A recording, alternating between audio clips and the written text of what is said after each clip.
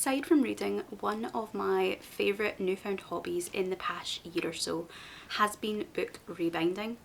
Ever since I actually started making content for YouTube about a year ago, I really haven't had as much time for bookbinding as I would have liked, and I really haven't done any in at least the past 8 or 9 months. But I would like to try and work it back into my days, into my weeks, even if that doesn't mean putting any of it online and just maybe getting on with it while I'm listening to audiobooks. It's just about finding a balance. I wanted to make this video anyway, and it only has a tentative link to books, so I thought this might be a really good place to try and combine the two things. If you're interested in watching the bookbinding, you can mute the audio, and if you're here for the Anne Rice content, I'll put some little indicators along the bottom of the screen to let you know which episodes I'm talking about so that you can avoid spoilers if you want to. I've been a massive fan of Anne Rice's Vampire Chronicles since I was a teenager.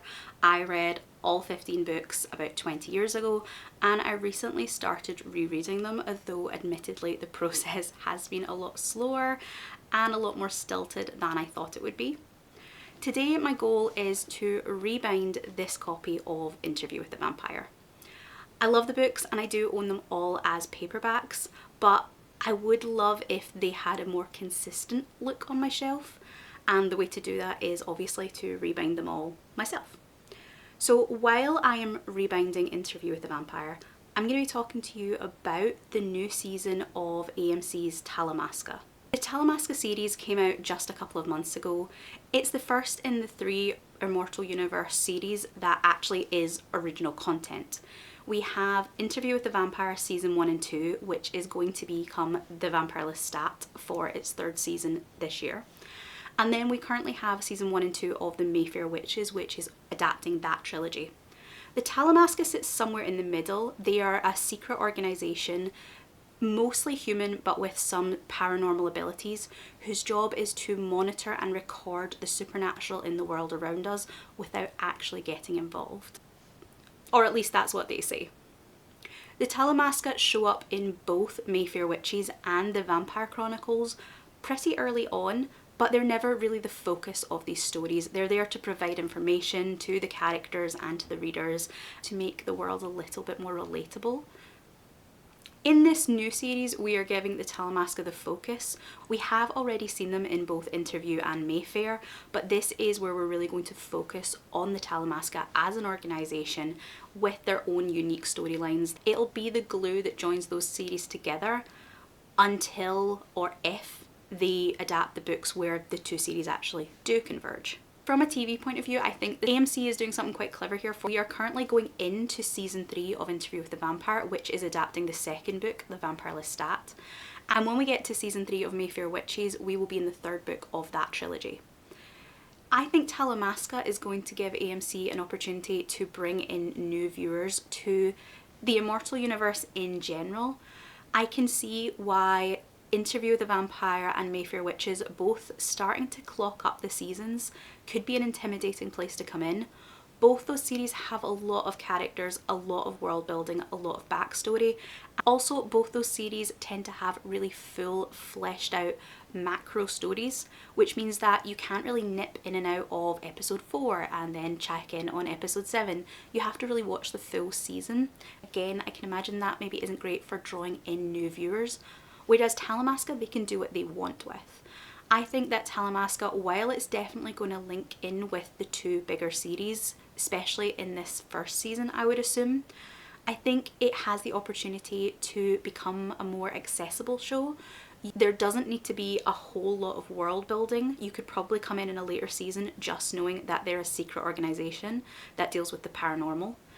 There are lots and lots of shows where we have a governmental or semi-governmental organisation that is dealing with the paranormal.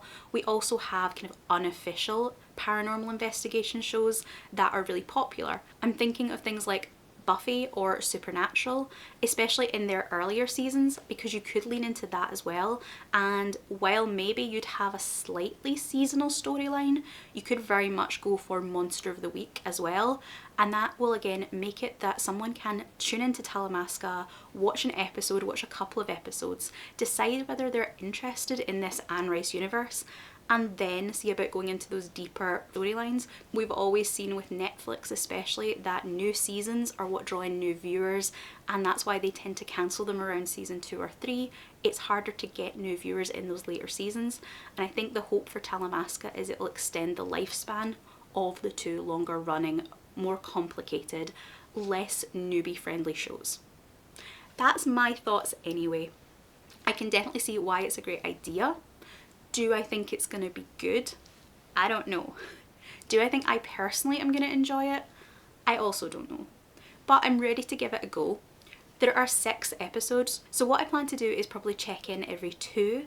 Those are the stamps that I will put along the bottom of the screen. And I'm just going to talk you through my thoughts on the show as we watch the footage of Rebinding the book. I want to hear your thoughts. If you're an Anne Rice fan, what have you thought of the adaptations so far? What do you think of the plans going forward? Specifically, what do you think of Talamasca if you've already watched it? If you're not an Anne Rice fan, would you be interested in a show like this? Would it make you more likely to pick up the books or not? And of course, if there's any questions you have about the bookbinding, I am very much a beginner and my way of doing things is very hodgepodge. I'm just having fun with it. I'm not trying to be professional. But if you've got any questions because it's something you're interested in, then I can do my best to answer those, and you will be getting the most accessible answer, because if the way I do it is very much the easiest way. I might check in with you again at the very end of this video, but if not, I really hope you enjoy it. If you don't particularly want to talk about any of the things I've brought up, but you do want to show that you watched it, then just leave me some kind of bookish emoji down in the comments. And as always, I would really appreciate hearing whether or not this is the content you would like to see more or less of on the channel as we go forward. So let's talk about Talamasca. The cold open on episode 1 has us watching a girl steal and hide a USB stick, then run around London chased by an absolutely badass William Fitchner before she gets hit by a train. We then jump over to New York and meet our lead protagonist for the series, the somewhat boringly but appropriately named Guy. Guy seems to have a touch of the telepathy about him, but from what we see, this has actually worked against him in life so far, making him awkward and antisocial, rather than giving him the leg up it might have. But in this scene, he is in an interview at a prestigious law firm, and he's actually able to use his telepathy to manipulate the panel and get himself a really cushy position. Then, because of course it's only once you have a job that other places seem to want to employ you, Guy gets hit up by a mysterious woman played by Elizabeth McGovern, who offers him a position at her super secret and slightly shady sounding organisation, the Talamasca. And this is the moment where I decided that I was going to actively dislike Guy until I'm given a reason not to. Because this bitch pisses away my dream. He gets offered the literal fantasy life. He's offered a chance to live in well-funded luxury while working in a magical library. Now, yes, this is Anne Rice, of course, so it's going to go horribly wrong and probably kill him, but he doesn't know that and he turns her down. And I will not forgive Guy for this. He is wasting this perfect opportunity. Now, because Elizabeth McGovern apparently is a sucker for boredom or punishment or whatever, she decides to ignore Guy's rejection and really convince him of the supernatural and the fact that joining the Talamasca would be a good thing for him. Despite the fact that he literally hears what other people are thinking, apparently it's a stretch for him to think that she's maybe being upfront. So instead she takes him to, I guess, her friend or associate who just so happens to be a vampire. The vampire mind-walks Guy out onto the ledge of the building and hovers next to him for a while to let him know really clearly that it would just take a word or a thought to launch Guy over the edge. And this is where I think the problem comes sometimes in these shows that have this shared universe, because the canon for one show has to carry through all of them.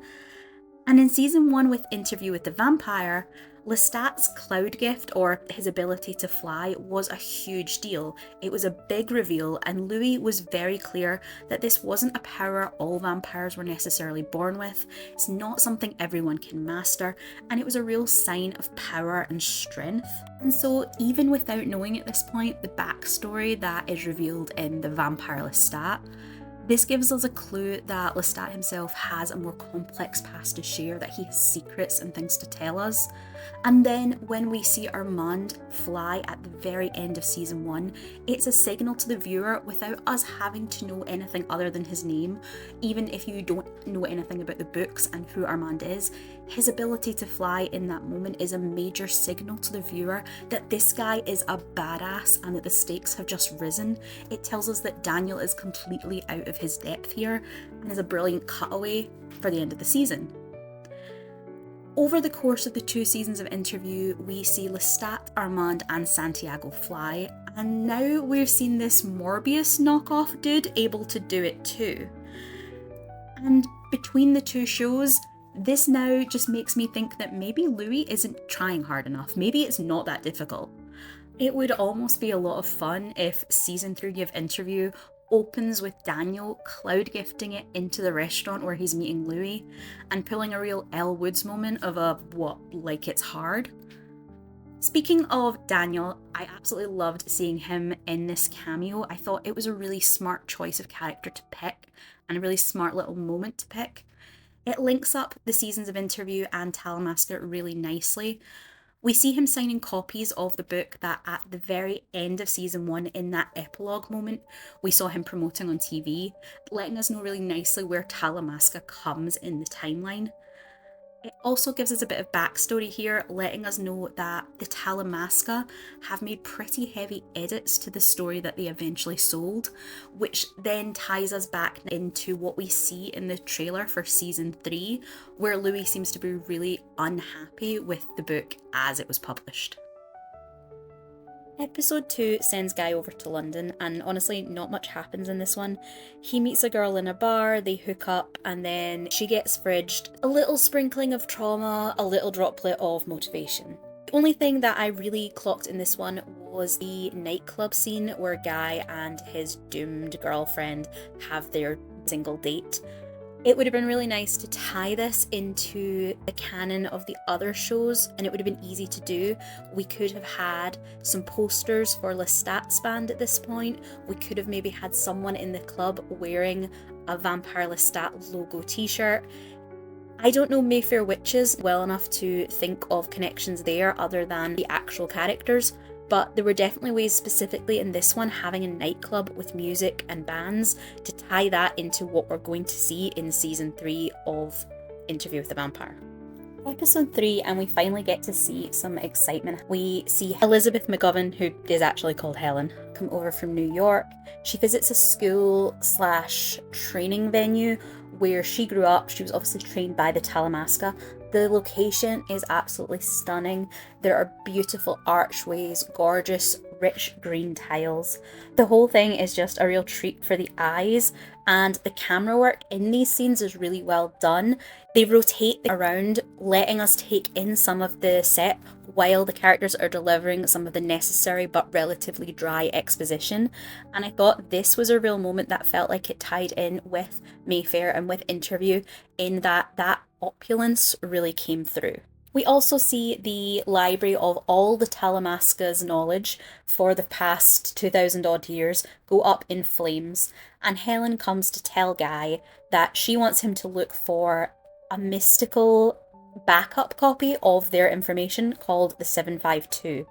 She says that at some point a rogue faction has made a backup of the Talamasca's knowledge, and my thought here was just that this fantastic, long-running, well-funded organisation, why don't they have a backup of their own? Why is it a rogue faction that made a backup? Did these people learn nothing from Alexandria? She then sends Guy to the London Talamasca mother house, where we actually link up the storylines between the Talamasca, Guy and Jasper the vampire. Jasper has been very shadily working together with the head of the London house, Gregory Oliver, who seems to have cancer, trading the use of the Talamasca's resources for Jasper's blood, which I think we're meant to assume has some kind of healing properties. Helen asks Guy to go undercover to speak to Jasper. She thinks that he has or is looking for the 752, and we see Guy do that. In this moment, I'm actually relatively impressed with Guy because I can't quite tell whether he is still working for Helen or whether this is a genuine moment where he realises how badly he's been treated and wants to work against the Talamasca, wants out, and sees Jasper as a way of doing this.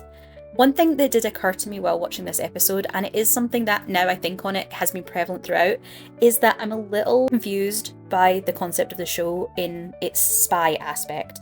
In earlier episodes, we saw Guy being trained in how to use book code, doing page, line, word, and then decoding something.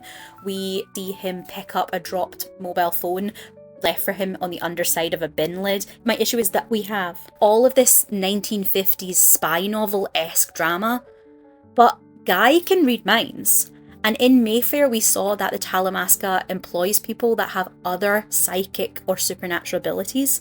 If Guy can read minds, why does he need to do these codes, do these phone drops? Could he not just listen in on his handler's thoughts? If distance is an issue, is there no one in the Talamasca that can astral project or something along those lines? Or we see Helen looking in a mirror, popping the lenses out of some glasses. She has a wig on a stand. Clearly the idea here is for putting on a disguise.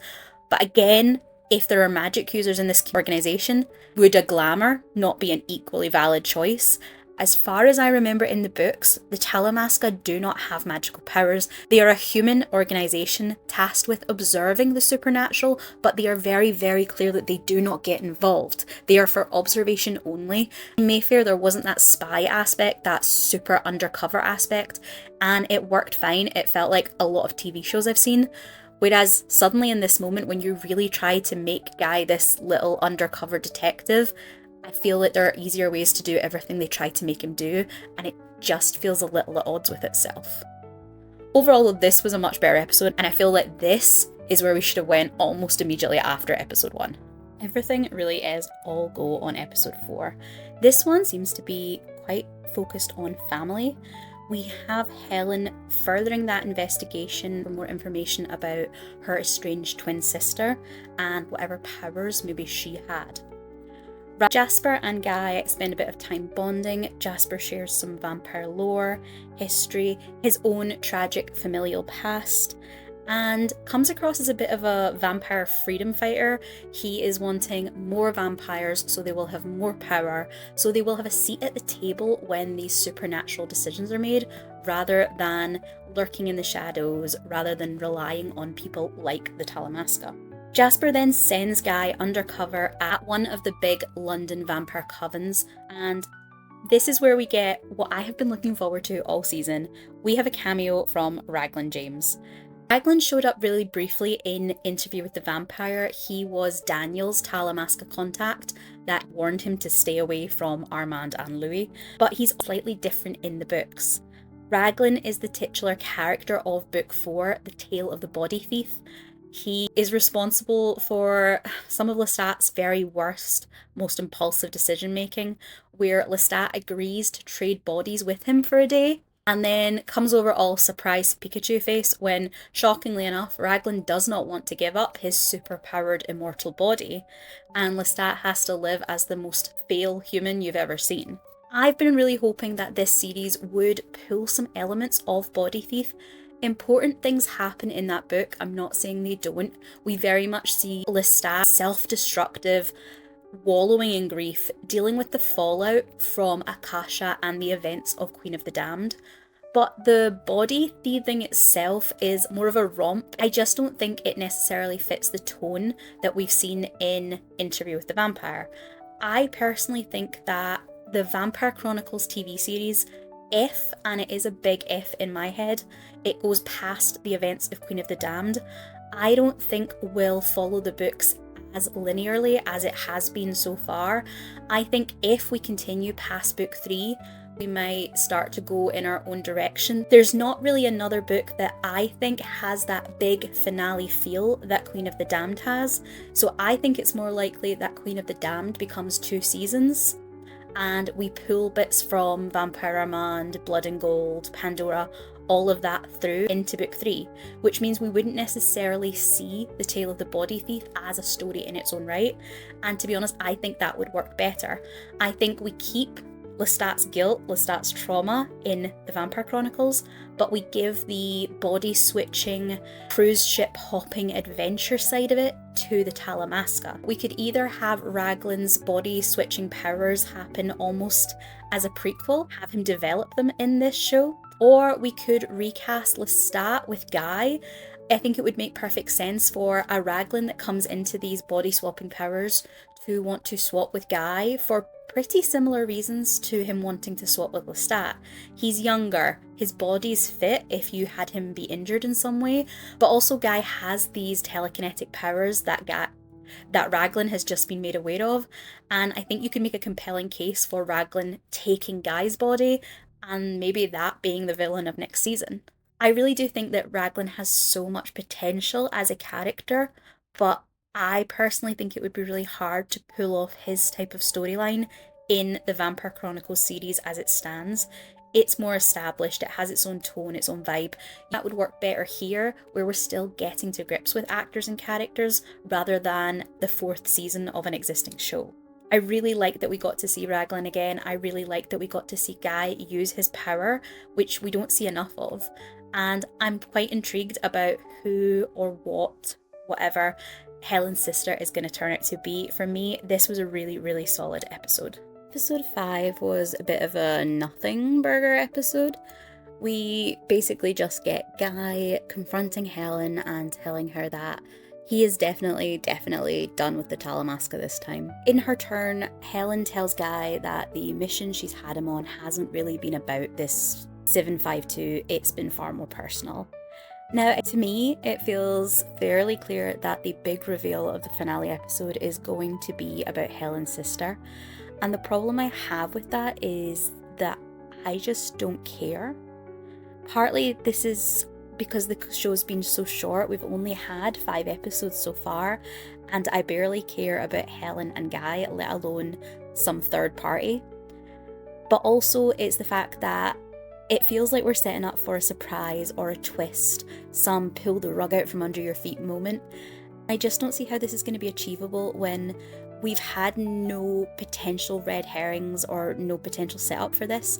There's not that many female characters kicking around that could conceivably be the sister, so it's not going to surprise me when it's someone because I don't have any expectations built, if that makes sense. It feels like the only option is for it to be someone we've never seen before, never heard of, and that, again, I just don't see what impact that's going to have on me.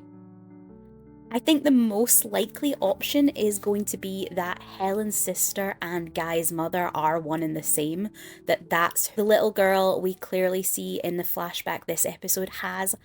She's either got a hell of a memory or she's very good at counting.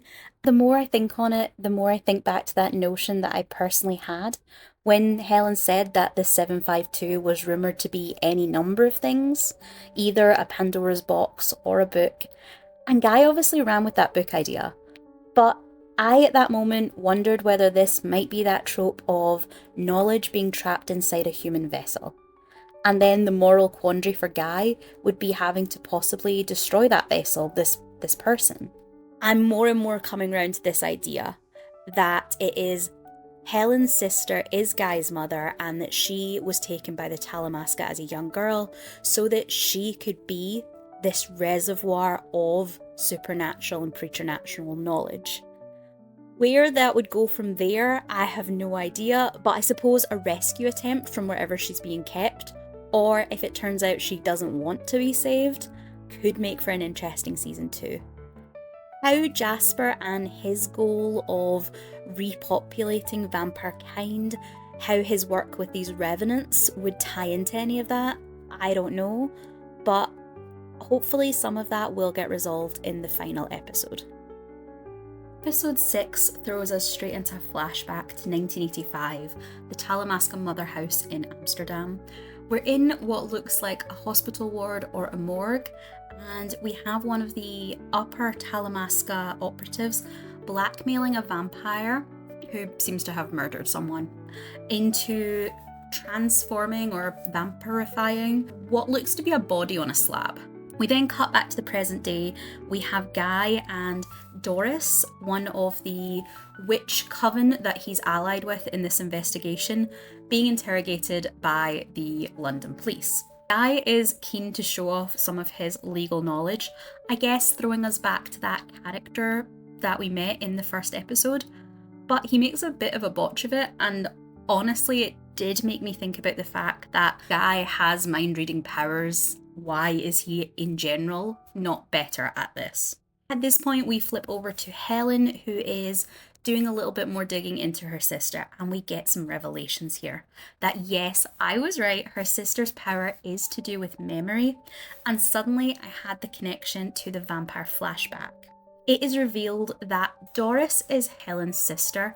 She was taken by the Talamasca when she was young. This memory power she has was used to back up all of the Talamasca's records, and then had her turned into a vampire so that she's there forever as an asset. And then the Talamasca themselves burned their records to the ground. Now, I do get that there is a difference between the in-world logic of the show itself and the specific logic of the characters within the show, and characters don't always make great choices, but this seemed especially stupid to me, right? Their theory is that they don't need those records now they have Doris, and that destroying the records means no one else can access them. But it just feels so full of hubris and lack of foresight on their part. Even if Doris is the most biddable person, they have managed to train her perfectly. Vampirism is no guarantee of being eternal. There are vampires that get into accidents. There are, as we very clearly see at the start, there are inter-coven feuds. We've seen an interview with a vampire that vampires tend to get into fights, they tend to take it out on each other.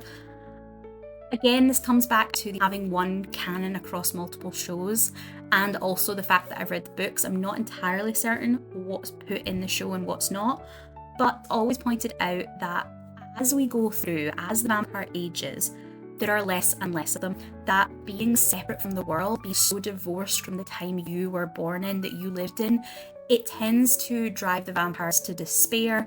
And as we saw in season 2 of Interview with the Vampire, there is a tendency at that point for the vampires to walk into the sun, to throw themselves into the fire, to destroy themselves in whatever way they can. We don't tend to get a lot of truly ancient vampires.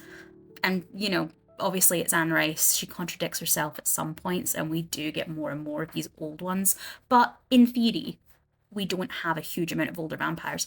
And the Talamasca are an organisation that have been around since 752 in this. They have been around for centuries. They have studied vampires, they have observed them. They would know this, and I just think that she'll be immortal, so she's the perfect resource of information isn't as great a failsafe as you think it is. And that's not even taking into account the fact that Doris herself might decide that she just doesn't want to give them that information. You are assuming that you can control her forever. And again, I just feel like there's so much hubris in this idea. I do give myself points for having thought that it would be a human resource, but I didn't see it being Doris. It was a good twist. I had been looking for someone roughly around the age of Elizabeth McGovern, and obviously we didn't have any potential suspects in that age range. But if Doris was made into a vampire 40 years ago, it makes sense that she's actually a younger actress, and that wasn't something I had even considered. We finalise the episode with Jasper's storyline. He's turning up at, again, the Talamasca Amsterdam mother house. We have Houseman, the man that we saw blackmail that vampire in the flashback. We've seen Jasper has this goal to repopulate vampire kind. Houseman leads him to, again, that same hospital ward, morgue type of thing, and we see rows and rows and rows of bodies, and he tells Jasper to get to work. This is one of those things where I see your logic, but I don't.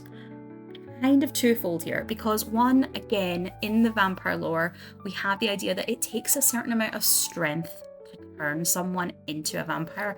If nothing else, you are losing a lot of blood, and that has to be replenished. I just don't know that I believe that Jasper, no matter how strong he is, physically has the ability to change all of these comatose or drugged people into vampires without it being a months or years long endeavour. And even if he is able to, I then question why, if Jasper's willing to go along with this because he wants to repopulate vampire kind, is all that he's been lacking a source of bodies? Yes, the Talamasca provide him now with all of these docile people that he can change, but could he not have just went into any hospital ward anywhere and done this instead of the Revenant plan, instead of whatever he's been up to until now?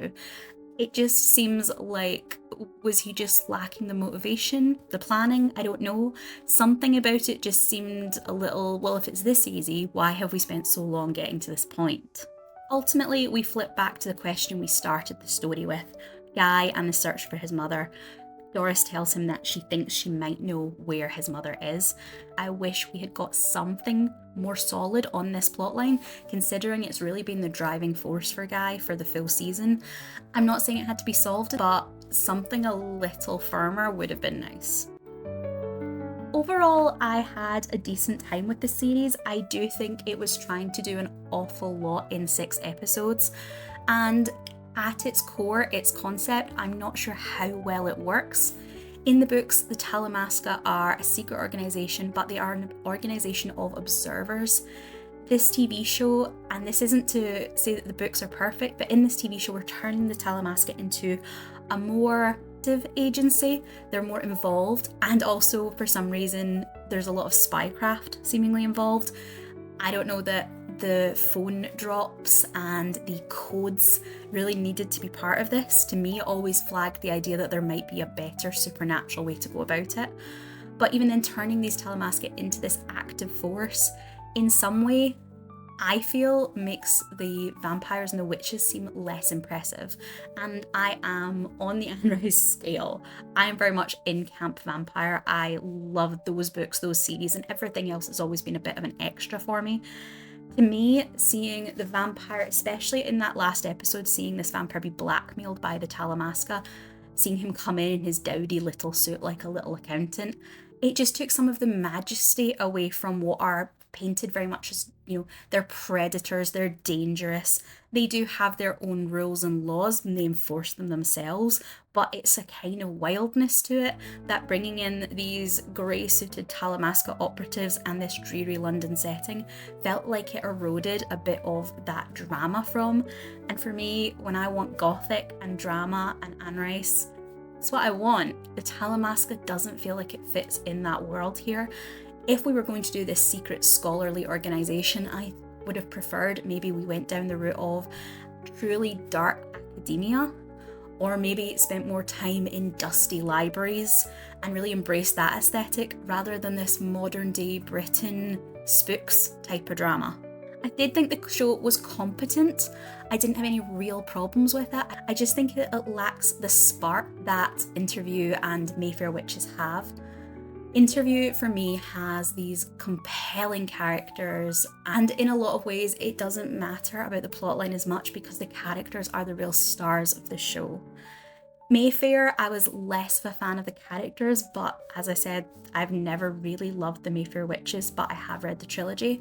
What I loved in that TV show were the set pieces they managed to put together, the scenes where we had Rowan going through the house through time, where we had the doll's house where she was trapped, and we got to see that as a beautiful piece of cinematography, the way it was filmed. And I think that's lacking from Talamasca too, the cinematography that both the other shows have. We have settings, we have costumes, we have location, and I think all of that real opulence was missing in Talamasca. Partly that may be that they're working from books, and although they're adapting it, there is a wealth of material to mine, whereas Talamasca they had to start from the beginning. But I do think there were aspects in the existing books they could have pulled from. Personally, I have already said, I think that doing Body Thief in some way fits the Talamasca far better than it maybe does the Vampire Chronicles in these particular iterations. I also think you could have pulled through more of the Taltos storyline that we see in Mayfair, more of, again, the Taltos that come later in the Vampire Chronicles. That's really where Mayfair and Lestat cross over, and you could have pulled that into Talamasca instead, and maybe recast some of the characters to make it work. I don't know. I think it has potential. I think the show has a lot of room for growth. We haven't bedded down too tightly with any one character. I think they could spin it off in different ways depending on what's successful, where it releases in terms of the other two shows and where they are in their release dates. And I suspect that's maybe the point. It's certainly not a show I'll watch again, but I do think it adds something to AMC's Immortal Universe, even if it doesn't necessarily add so much to Anne Rice's. If you've enjoyed this video, either the discussion of the Talamasca TV series or the bookbinding aspect, then do let me know in the comments. Thank you so much for listening, for watching, and I really hope to see you in the next video.